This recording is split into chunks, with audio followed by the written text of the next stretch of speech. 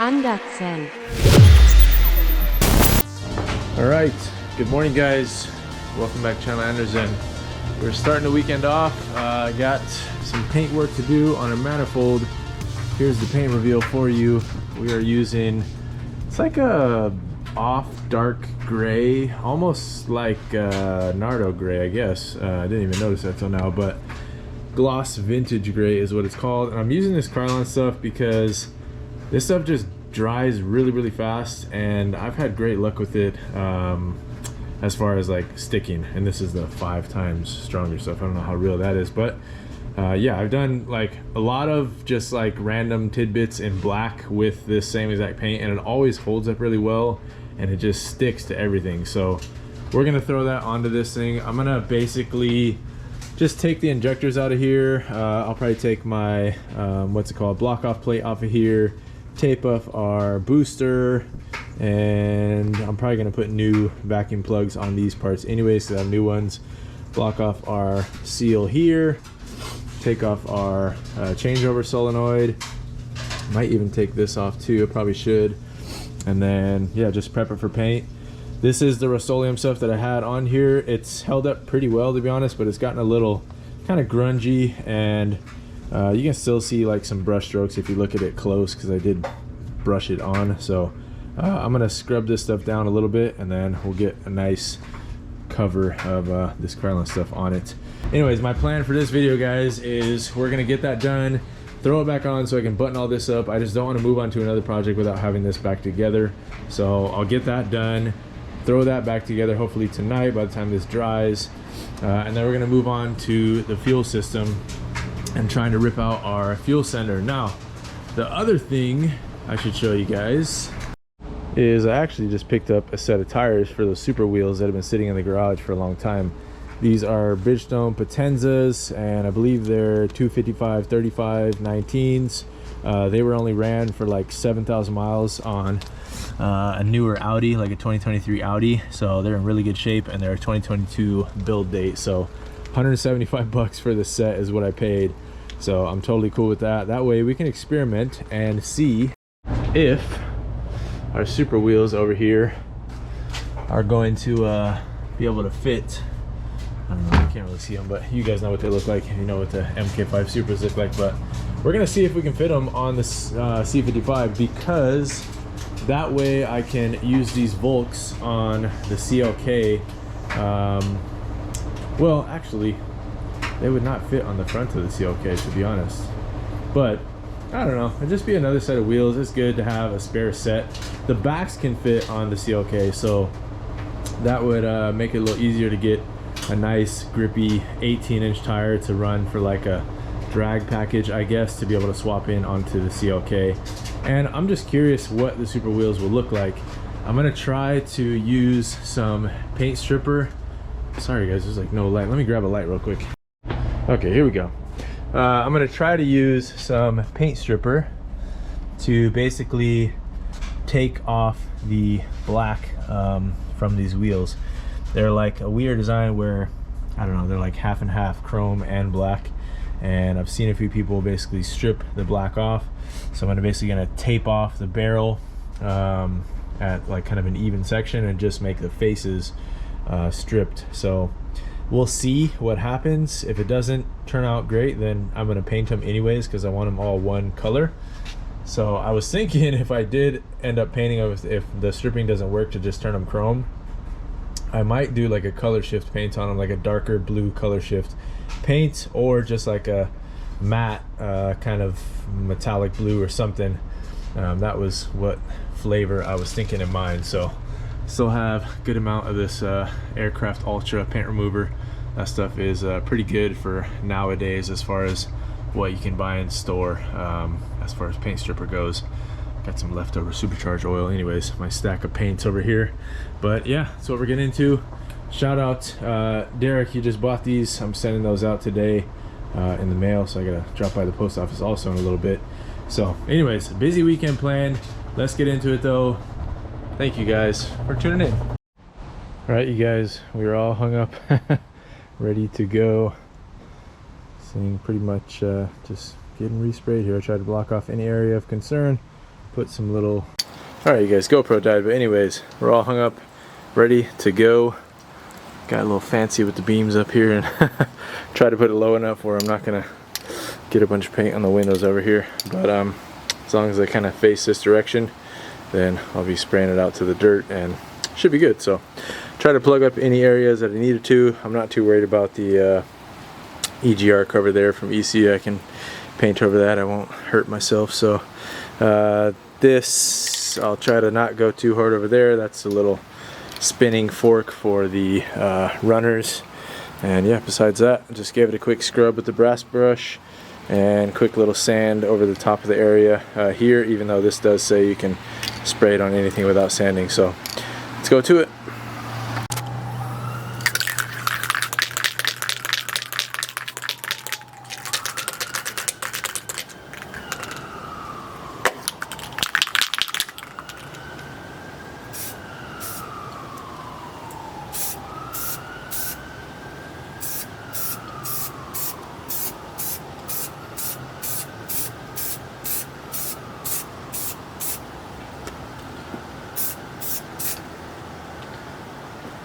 Alright guys, color is like dull army gray, that's what I'll call it. Anyways. Alright you guys, long time later we have our manifold here. Pretty happy with how it turned out. It's not perfect. It is a rattle can paint job, and these magnesium alloy covers just don't hold tight to paint all too well. I mean, it's pretty good, but they outgas a lot, and some spots you're gonna get like some bubbling and weird stuff unless you really take your time to like sand it, acetone it, etc. And this was just a quick scuff and shoot job, but I'm glad it's all one uniform color now, and it's at least protected, especially on the bottom half from getting all that white corrosion that the aluminum was getting. So top half I'm okay with having it be, you know, half decent. It'll look great in the car from, you know, normal engine eyes view, so I'm not worried about that too much. But yeah, color's pretty cool. I think it'll blend in nicely, and I think that's going to be a go-to paint for me in the future, because it's pretty good stuff. But anyways, I think I'm going to hold off on this until the morning, because I want to pick up some copper gasket spray, just because there was a little more, I don't know, not corrosion, but some of the white stuff on like the lips where it doesn't meet. I didn't like, so I'm going to try to pick up some of that in the morning. But right now what I want to do is take a look underneath the car, under the driver's side wheel well here on the back, to see what type of what the fuel line looks like coming off of the fuel sender, and if there is still like the normal provision for the regular W203, early W203 setup of having an external fuel filter. And if there is, then we can move forward with our plan of gutting the sender and installing an external unregulated fuel filter. So let me get the car jacked up in the back real quick and we'll take a look. I'm also tempted, since I'm going to be lifting up the rear, to test fit one of our super wheels, because these are a 10 wide in the rear, and even though I know they should fit, it's an ET30, I feel like it'd be safe to test fit before I do all the work to these to get them painted or stripped to how I like them. Alright guys, well, a couple unfortunate findings. Looking under the rear of the car, I haven't been down here for a long time. I just spent a good little while putting a bunch of the stuff I use on pretty much all the cars, which is this CNC corrosion inhibitor spray.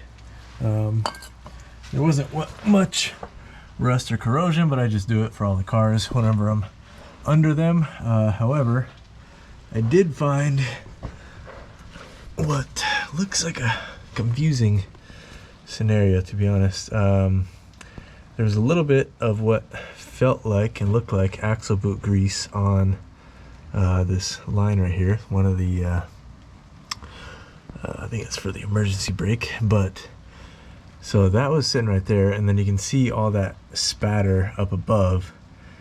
However, I'm not finding any tears on this boot. Not saying it's not possible, but I think that, trying to feel in there, but I think that the fact my exhaust is coming out right here is, you know, what it could be doing is getting it so hot that it turns a lot more viscous, I guess you would call it, and starts to find its way out of wherever it could be popping out of. So I'm going to measure this and put an order for a turn down so that I can have this facing away from this just for the time being. I am planning to drop the subframe on this car this summer because I want to like really go over everything in the subframe, powder coat what I can, subframe bushings, etc., diff bushings, all of the stuff that you avoid. I want to get it done just because I want to. And the other thing that I found while down here, which is the most unfortunate I guess, is I don't think there is room or a way to run an inline filter. I don't know, but that's all I see right there as far as fuel line goes to the front of the car. So yeah, if that's it, that's it. And I don't think I'm gonna be able to make a fuel filter work in that situation. So that would mean I would need to take apart the sender, see if the filter is indeed all gummed up, and at that point make a decision on if it's worth just replacing the whole sender or replacing just the filter. So this might be a move where it's just better off to stick with OEM, which is not always the case for me, but it's maybe a scenario where it makes the most sense. Alright guys, I took off the plastic cladding. I'm on the side of the car right now, but it's long plastic cladding that runs underneath it. Just was checking just in case to see if at any point it was, you know, soft line. So I don't really feel like cutting into the hard line, then flaring it, then making, you know, my own inline setup. I think what I'd rather do is just get an inline filter and run it by the rail. So I think I'm still going to stick with my original plan. It's just not going to be running, you know, a traditional inline filter back here. I'll get like an AN stainless steel filter, maybe like 10 micron up by the rail. So I'll see smallest one I can find basically that will still do the job, and we can run that by the rail. But yeah, this is not anything promising back here, but had to look to be sure to see what we're gonna do. Well guys, I think the plan is gonna be to run basically a inline filter right about there. They make them in like stainless steel. Let me show you guys actually on the phone real quick. But they make them in, you know, inline stainless steel like this. There's many different brands. Evil Energy I've used for a lot of like AN fittings, etc. But it's just inline, 10 micron, you know, pretty small filter. So I'll be able to run that essentially right off of the fuel pressure gauge. I can run a different, you know, angle fitting if I need to, or even, you know, bend this down a tiny bit, and could even run the fuel pressure gauge in a different spot or do something. So I got options what I can do there, and that way it'll give me a little bit better you know, plan here, and still will be able to stick with my original plan of gutting the sender. But that will have to come at a later time. What I can do now though is test fit our super wheel. So I'm going to do that. I'll give you guys a little sneak peek, but that's really going to be dedicated for a separate video. So let me throw it on and see how it looks. Well, my goodness. This would be a meaty setup. It's actually like pretty dang flush. Might be too far out. I have a 15 mil spacer because it just wasn't looking like it was gonna clear the rear suspension here.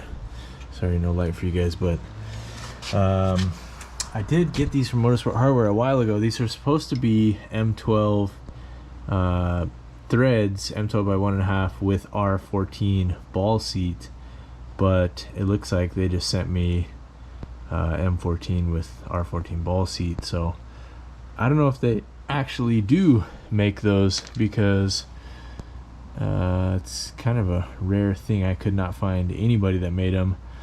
And then when I emailed my buddy Ryan at Motorsport Hardware and asked him, do you guys make those? And he was like, yeah. So maybe they do, but they just sent me the wrong ones. This was months ago when I first got these things. I'm planning to put them on the CLK. So I just have them. I just put 3 or 2 lug nuts on there right now, not the correct ones, but just to hold it tight. But yeah, I have a 15 mil spacer on it.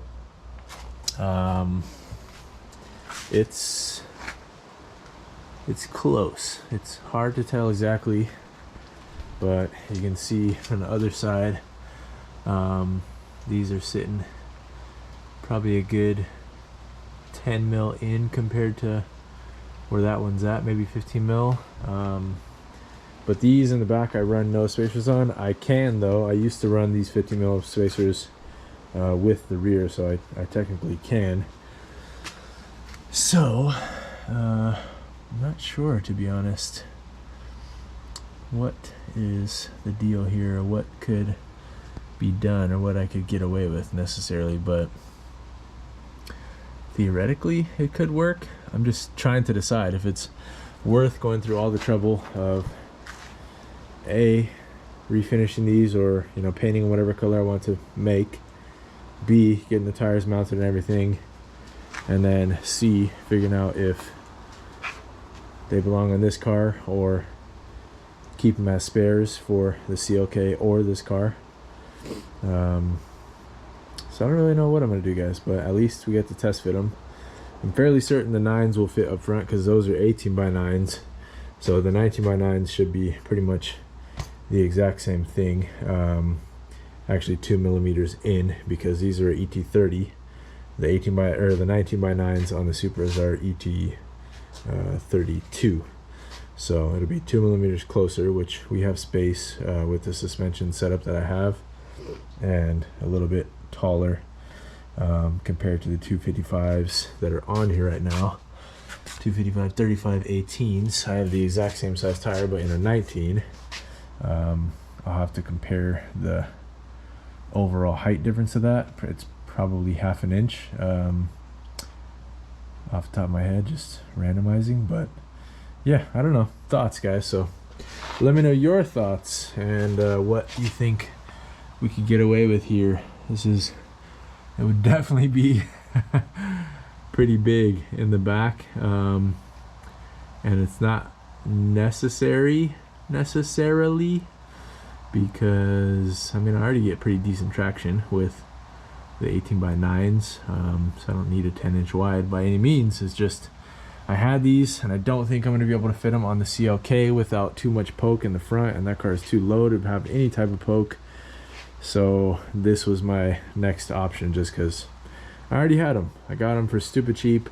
I bought the tires for stupid cheap, and why not try something out? So let me know what you guys think. I'll get back to what we came here to do in a little while in the video. All right, what's going on, you guys? We are back. It's the next night, actually. Intake manifold is pretty much all buttoned up. However, ran into a bit of an annoying issue. As you can see, my very hacked up set of bolts and 2 nuts to space out. The threads decided to say sayonara on that top corner of the throttle body. Just has to do again with these magnesium aluminum intake manifolds getting old and crusty over time, and those threads just had seen better days. I barely even turned it at all. I could tell as soon as I started tightening it, it just did not feel right anymore. Overall, what do you guys think? I'm really happy with this. It looks fantastic compared to before, and I just think it's a nice, clean, minimal look. Really happy with how the paint turned out. I'm pretty much going to stick with that Krylon 5-time stuff from now on, because you can just tell like it made a really good adhesion, and it's nice and smooth and like nice thick layer. I probably put, I don't know, 4 to 5 coats on this thing. So I took out my little plugs that I had to protect the injector seats, and I had everything taped up underneath on the bottom side. So we're pretty much good to go. I got the whole front buttoned up and all that stuff. So I just need to fix that real quick. I did pick up our copper gasket spray, just because with our intake manifold gaskets against, you know, the surface down here and the intake manifold, they're just not perfect surfaces anymore, and that copper gasket maker is really good for doing exactly that, filling in the imperfections of, you know, mating surfaces. So we're gonna spray those down once we're ready. My plan is after that, I'm pretty much gonna go into the fuel tank and undo the tubes from the fuel pump side, rip out the sender, try to pull out that fuel filter and see what we find.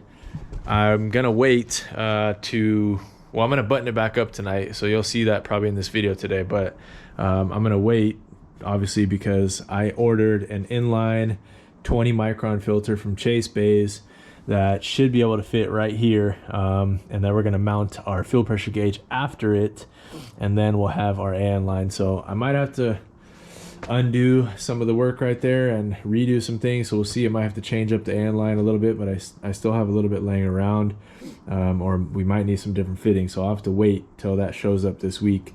But basically I'm gonna go -6 female to female adapter, then to the Chase Bays fuel filter. If I need to bend this down a little bit, I can, and then hopefully we'll be able to sneak this still past it, and then our AN line from there. And if not, then we could always try to mount this somewhere else on the rail.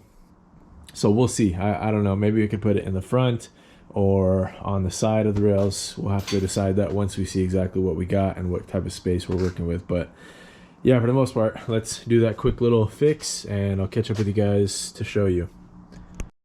Alright guys, well in the end, the copper trick I think could have worked, but it started feeling a little loose too, so I didn't want to chance it.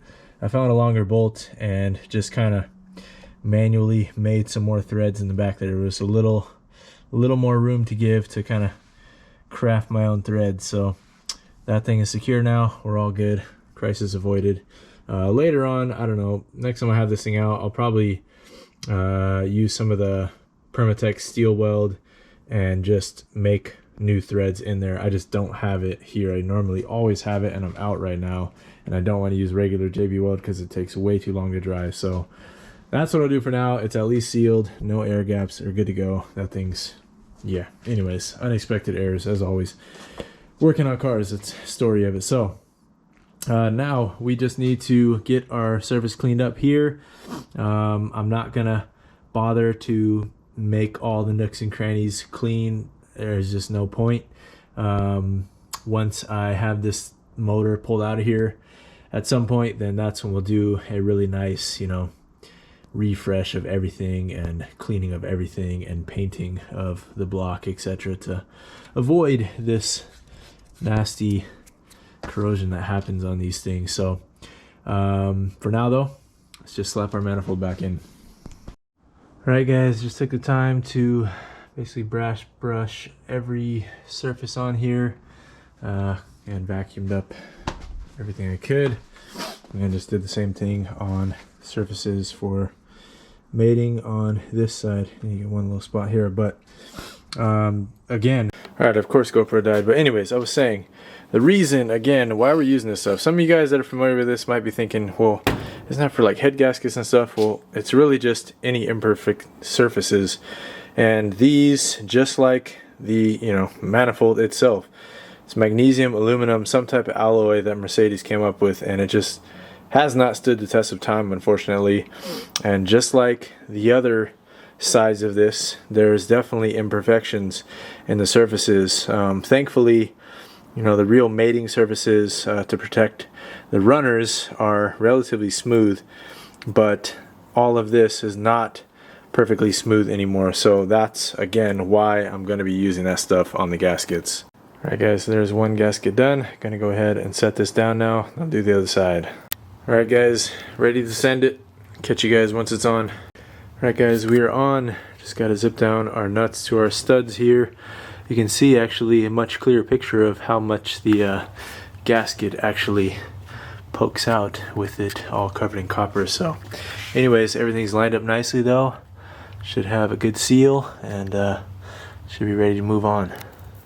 Alright guys, she's all torqued down. I don't know the torque specs for that, to be honest. I just have gotten used to what it feels like, so set them very even with my hand thermometer, torque wrench, whatever you want to call it. But anyways, we're nearing the end of my work time.